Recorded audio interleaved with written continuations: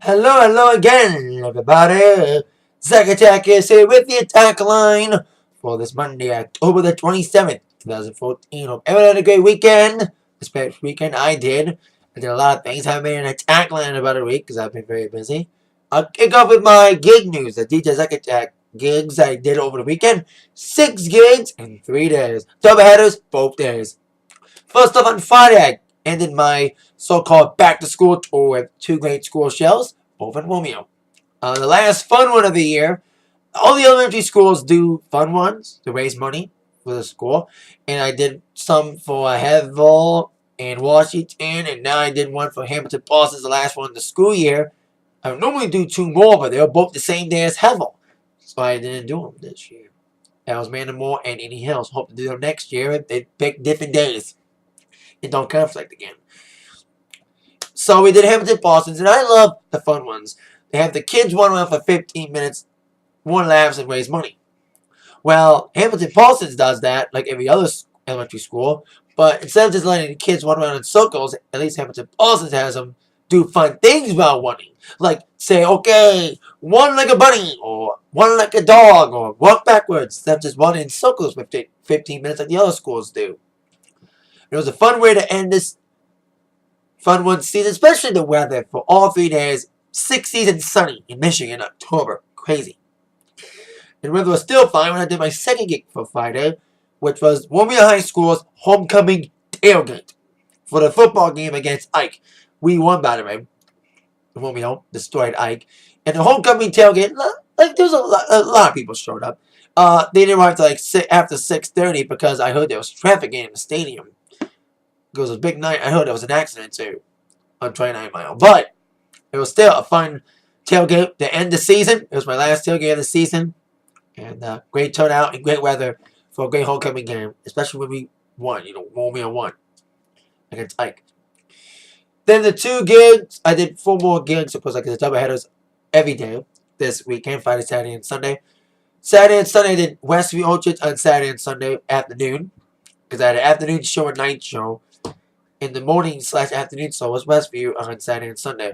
Saturday, the attendance was decent, but I think it was because it was a downtown parade, and it was the U of M MSU game there. So not a lot of people on Saturday. Sunday was better attended, but I wasn't there for half the day because I had another gig in the afternoon. I did Westview from like 10 to 1, and then my second show on Sunday was at 2. And my other gigs besides Westview on Saturday and Sunday were both Halloween parties. The first one was on Saturday night. It was for a girl named Nancy. I've done her Halloween parties for 4 years. This was the best one I've done of hers. It was crazy. The line dances worked well. Rock worked. Like, it was crazy. And the costumes were crazy, too. I got some videos. Maybe I'll put them up.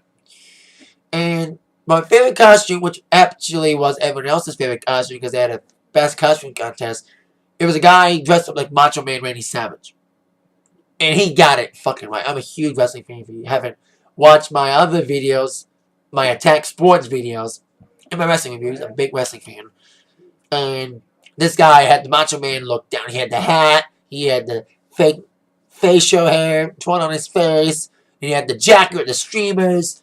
And I even said on the microphone, he walked in, I said, "Ooh, yeah, step into a Slim Jim." And he actually had Slim Jims.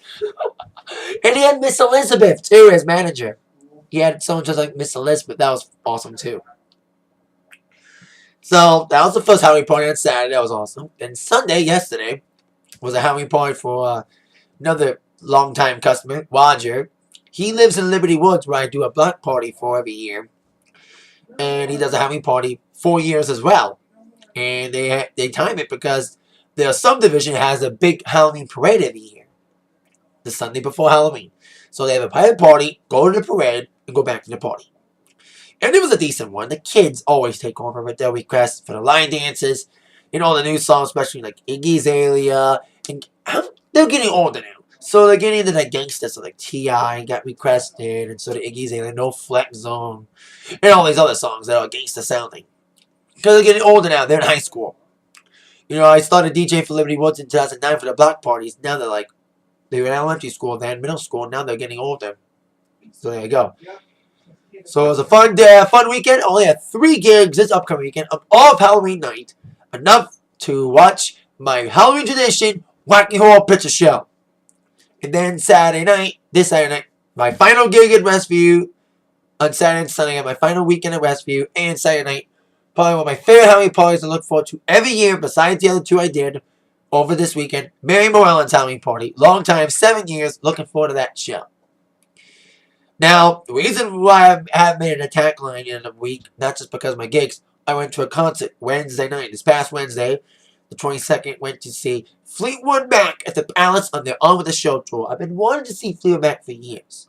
I've seen Stevie Nicks solo with Rod Stewart a couple years back, but I've been waiting for the right time. The right time is now, because Christine McVie's back, and seeing him at the Palace this past Wednesday was amazing. They killed it at the Palace. They destroyed it. Because I've been wanting to see him, and after I saw Stevie, I was like, it was only going to be for Lindsay's songs because Christine's gone. Christine down at half the show. You know, all the Christine songs with her. Besides Homie. You Make Love and Fun. Everywhere. Little Lies they killed on. And You Make Love and Fun, I think I said that one. And Say You Love Me. Other great songs from her that she does.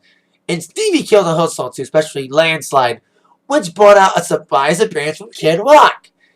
She mentioned Kid before the song. She dedicated her song to him, especially after Lindsay said something about Kid Rock too.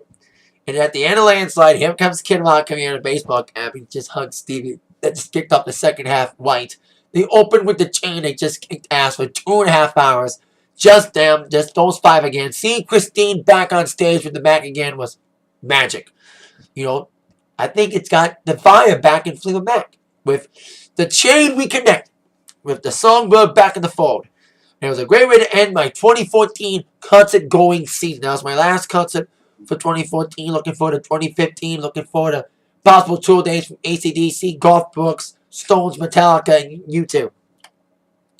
I do have some 2015 concert announcements coming up in the Atakline. So get ready for that. But it's someone I have seen. Actually, 2 people I've seen before.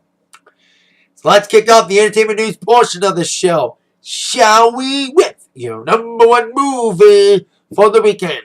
Well, it's Halloween time. You know what that means. Scary movies are coming out. And Ouija. Yes, you heard me right. Based on the famous board game. You know why. You know the running of ideas. Especially I'm hearing that making a Tetris movie. Yeah, a Tetris movie. Anyway, Ouija the movie debuted with a okay $28 million in the box office. While John Wick, the standard, the cliche action movie with Keanu Reeves debuted at number 2. Actually, $19 million for Ouija. Sorry, I was wrong on that money. Yeah, $19 million for Ouija, 14 for John Wick, and Fury is still in the top 5. Of course, this week I expect Ouija to be kicked off by another big horror movie, Nightcrawler. I don't think it's more like a thriller.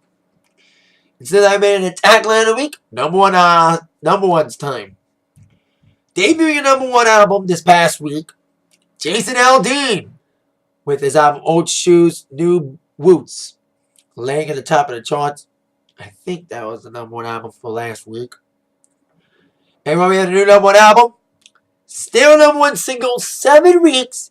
Meghan Trainor's All About That Bass, making history last week. With her 7th week on the top, Meghan Trainor's song All About That Bass became tied with Billie Jean by Michael Jackson for the longest reigning #1 single from an epic recording artist. 7 weeks for Billie Jean. So if Meghan Trainor becomes #1 again this week for the 8th consecutive week, she will have sole possession of having the longest reigning #1 single from an epic recording artist. Because she's on the same label as Michael. So congrats to Jason, and congrats to Meghan. Speaking of Jason Aldean, of course, is riding high on his Burn It Down tour. Just here in Detroit at the Palace a couple weeks back for 2 big sellout nights with Tyler Farr in Florida, Georgia Line. The tour is extending into 2015. And the tour in 2015 will include 10 big stadium shows as Jason will team up and have his tour collide with Kenny Chesney's tour, the Big Revival Tour. Now, Kenny Chesney announced the Big Revival Tour this past Friday at Good Morning America to kick off in March in Tennessee on his birthday. But he's announcing things differently for this tour. And I saw Kenny Chesney in 2009. Typically, Kenny Chesney likes to have 3 openers with him. He has a co-headliner for the stadium show because he does a mix of stadiums, arenas, and amphitheaters. So he gets a big co-headliner for the stadium shows and 2 openers for those stadium shows that will also open up for Kenny in arenas and amphitheaters. He's doing things differently, announcing things in sections. The first section of dates, 10 big stadium shows with Jason Aldean that will kick off in May in San Francisco at the new Levi Stadium. It'll hit Dallas at AT&T Stadium, Green Bay and Lambeau, Denver at Mile High, and Gillette in Boston. Missing Ford Field, a place that Kenny had played many times. Now, I don't think Kenny's going to skip Detroit. It's just a matter of, is he going to add later on with Jason, or is he going to come back with somebody else in Detroit? Like he said, that each market's going to be different. It's not going to be the same. Like I said, he likes to keep things the same, but now he wants to mix up a bit and have each market have different people. So I think if he doesn't bring Jason to Detroit, I think him and Luke Bryan would be a big draw. Or Blake Shelton. But no matter what, I think Kenny will announce. But I hope he announces faster than that little bastard from Oklahoma, Garth Brooks, announcing each show one by one. That's another topic for another day. So there you go. Kenny Chesney going to collide his tour with Jason's tour. Maybe more dates, but we're not sure. Now, with more news on a now kind of a former country artist, Taylor Swift. Now, T-Swizzle, her new album came out today, 1989. And she's been on emotional blitz. She was all over television today and probably be on TV all over the week this week to promote the album. And she announced today, no, not a tour. She'll probably announce that soon. But she did announce she is going to be headlining in New York City on YNC Crest, Dick Clark's New Year's Rockin' Eve in New York. They have 38 more acts to be split between New York and, of course, Los Angeles. So none of those performances have been announced yet, but T-Swizzle, the first name to be announced for New Year's Eve. Yeah. It's almost Halloween, but everyone's already planning for New Year's Eve. Can I believe it? I can't believe 2014 is almost over. And it's October. So there you go. T-Swizzle back on the scene with a new album out today. And celebrating it by announcing she'll be in New York for New Year's Eve. Now, on with award show news, Taylor would not be involved in CMAs coming up.